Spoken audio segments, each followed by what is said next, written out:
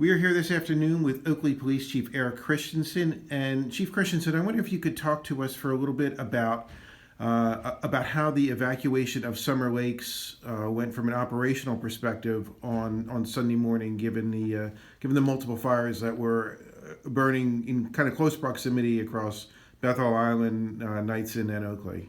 Yeah, one of the great things about the way that this event kind of worked out was the idea that the Sheriff's Office and the City of Oakley Police Department, we work together all the time, as we do with our friends at East Contra Costa Fire.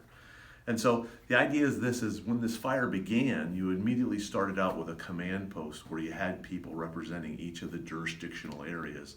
So we were all working together. And that's why here, one agency isn't working against the other, they're all working together to accomplish this. The decision to make that evacuation decision was based upon a conglomeration or a meeting of those minds together to say, hey, we better this is going to get bad, we might have to get these people out. And so what happens is our friends from fire tell us we need to do an evacuation of that area, and then that becomes an operational mission for the police departments that are there, and all the law enforcement agencies, whatever agency you're from, starts that mission of getting people out. There's a number of ways we go through and do that. We do that through electronic means, through a system called Nixle, where we can get information to our residents right away. We also use our community warning system to get that message to members of the public of there's an emergency and here's what we need you to go through and do with that. The idea is then officers will go through the neighborhood. So officers then began going through the neighborhoods with their PA systems and their alarms and their sirens on their vehicles, telling people here's where we need you to go and that there's a fire heading in your direction. And then last but not least, you start the door-to-door operation to go through and to get people out of those areas. Mm-hmm. Once we get them up on the road, then we need to give them a place to go, and that's that idea we establish an evacuation center for people to go to. The idea is then we're trying to get people out of that area as quickly as we can. One of the things we found with East Cypress Road was the idea that with some time periods we may need to close that road in both directions to have it go one direction. And it's just those ideas of when we need to get people out of those areas, that's one of the things we're probably going to consider as a lesson learned is how to use contraflow, meaning that we're sending eastbound traffic in the westbound lanes. And it's just those ideas, or westbound in this case, or that we're using both lanes of travel to get people out. Because in a time of evacuation, we need to get people out of that area as quickly as we can. And one of the things we found was that in certain places we had little obstructions that stopped the flow of traffic, like a fire truck parked out in the roadway or a police car parked out in the roadway.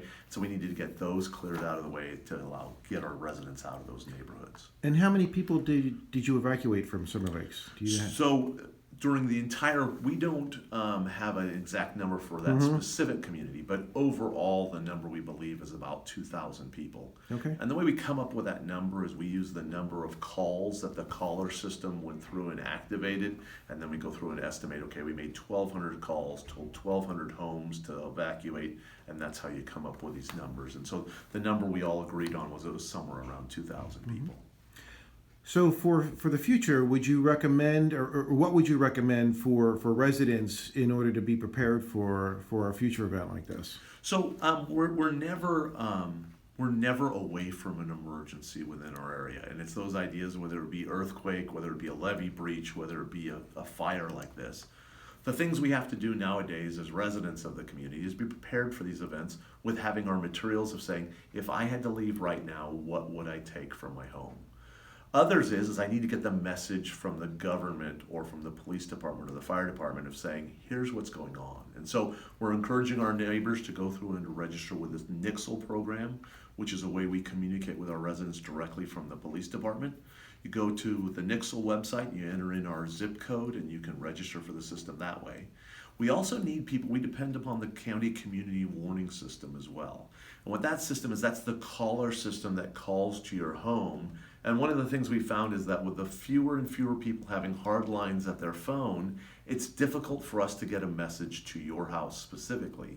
And that's why we need you to go onto that system to register your address and your cell phone number to that home so that we know we can get the message to you there at that home. And so that phone is now associated to that area of town. And one of the things that, again, with technology, the changes of, some people have gotten VoIP phones or a phone through their cable provider.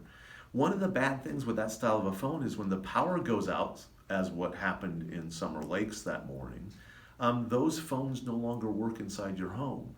And so it's just those ideas of once that modem's gone out, there is no phone message there. So we don't have that in our reverse 911 system. We need you to register that with the community warning system, but you also need to register your cell phone with that system as well, so we know we can get you there.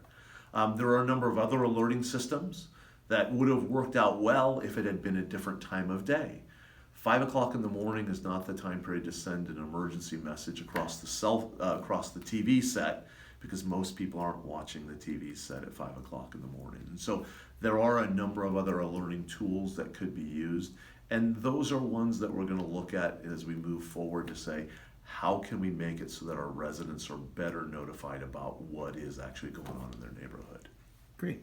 Okay, we will provide links to those sites in our article, and I appreciate your time this afternoon. Perfect. Thanks very much.